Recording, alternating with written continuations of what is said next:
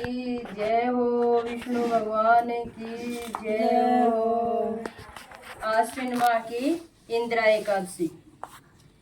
युधिष्ठिर ने पूछा, मधुसूदन कृपा करके मुझे ये बतलाइए कि आश्विन के कृष्ण पक्ष में कौन सी एकादशी होती है। भगवान श्री कृष्ण बोले, राजन, आश्विन कृष्ण पक्ष में इंदिरा नाम की एकादशी होती है। उसके व्रत के प्रभाव से बड़े बड़े पापों का नाश हो जाता है। नीच योनि में पड़े हुए पितरों को भी यह एकादशी सदगति देने वाली है।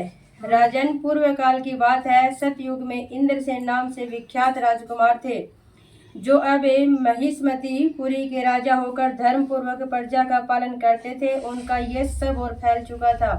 राजा इंद्रसेन भगवान विष्णु की भक्ति में तत्पर हो गोविंद के मोक्षदायक नामों का जप करते हुए समय व्यतीत करते थे और विधि पूर्वक अध्यात्म तत्व के चिंतन में संलग्न रहते थे। एक दिन राजा राजसभा में सुख पूर्वक बैठे हुए थे। इतने ही में देव ऋषि नारद आकाश से उतरकर वहां आ पहुंचे। उन्हें आया देख राजा हाथ जोड़कर खड़े हो गए और विधि पूर्वक पूजन करके उन्हें आसन पर बिठाया। इसके बाद वे इस प्रकार बोले, मुनि श्रेष्ठ, आपकी कृपा से मेरी सर्वथा कुशल है। आज आपके दर्शन से मेरी संपूर्ण यज्ञ क्रियाएं सफल हो गई। देव ऋषि अपने आगमन का कारण बताकर मुझ पर कृपा करें। नारद जी ने कहा, नृपश्रेष्ठ, सुनो मेरी बात, तुम्हें आश्चर्य में डालने वाली है। मैं ब्रह्मलोक से यमलोक में आया था। वहां एक श्रेष्ठ आसन पर बैठा और यमराज ने मेरी भक्ति पूर्वक पूजा की। उस समय यमराज की सभा में मैंने तुम्हारे पिता को भी देखा था। वे व्रत भंग के दोष से वहां आए थे। राजन, उन्होंने तुमसे कहने के लिए एक संदेश दिया है, उसे सुनो। उन्होंने कहा है, बेटा, मुझे इंदिरा के व्रत का पुण्य देकर स्वर्ग में भेजो। उनका यह संदेश लेकर मैं तुम्हारे पास आया हूँ। राजन, अपने पिता को स्वर्ग लोक की प्राप्ति कराने के लिए इंदिरा का व्रत करो। राजा ने पूछा, भगवान कृपा करके इंदिरा का व्रत बताइए। किस पक्ष में, किस तिथि को और किस विधि से उसका व्रत करना चाहिए। नारद जी ने कहा, राजेंद्र, सुनो, मैं तुम्हें इस व्रत की शुभ कारक विधि बतलाता हूँ।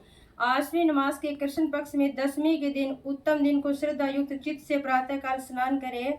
फिर मध्य काल में स्नान करके एकाग्रचित होकर एक समय भोजन करे तथा रात्रि में भूमि पर सोए।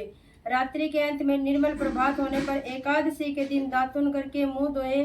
इसके बाद भक्ति भाव से निम्नांकित मंत्र पढ़ते हुए उपवास का नियम ग्रहण करे।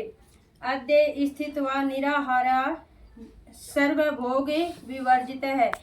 स्वभोक्षे पुंडरीकाक्ष शरणम में भवाच्युत। कमल नयन भगवान नारायण, आज मैं सब भोगों से अलग हो निराहार रहकर कल भोजन करूंगा। अच्युत, आप मुझे शरण दे।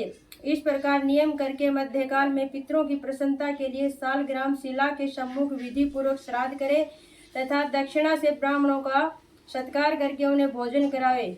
पितरों को दिए हुए अन्न में पिंड को सूंघकर विद्वान पुरुष गाय को खिला दे। फिर धूप और गंध आदि से भगवान ऋषिकेश का पूजन करके रात्रि में उनके समीप जागरण करे। तत्पश्चात सवेरा होने पर द्वादशी के दिन पुनः भक्ति पूर्वक श्री हरि की पूजा करे। उसके बाद ब्राह्मणों को भोजन कराकर भाई बंधु नाती और पुत्र आदि के साथ स्वयं मौन होकर भोजन करे। राजन, इस विधि से आलस्य रहित होकर तुम इंदिरा का व्रत करो। इससे तुम्हारे पितृ भगवान विष्णु के वैकुंठ धाम में चले जाएंगे। भगवान श्री कृष्ण कहते हैं, हे राजन, राजा इंद्रसेन से ऐसा कहकर देव ऋषि नारद अंतर्धान हो गए। राजा ने उनकी बताई हुई विधि से अंतःपुर की रानियों, पुत्रों और भृत्यों सहित उस उत्तम व्रत का अनुष्ठान किया। कुंती नंदन, व्रत पूर्ण होने पर आकाश से फूलों की वर्षा होने लगी। इंद्रसेन के पिता गरुड़ पर आरूढ़ होकर श्री विष्णु धाम को चले गए और राज ऋषि इंद्रसेन भी अकंटक राज्य का उपभोग करके अपने पुत्र को राज्य पर बिठाकर स्वयं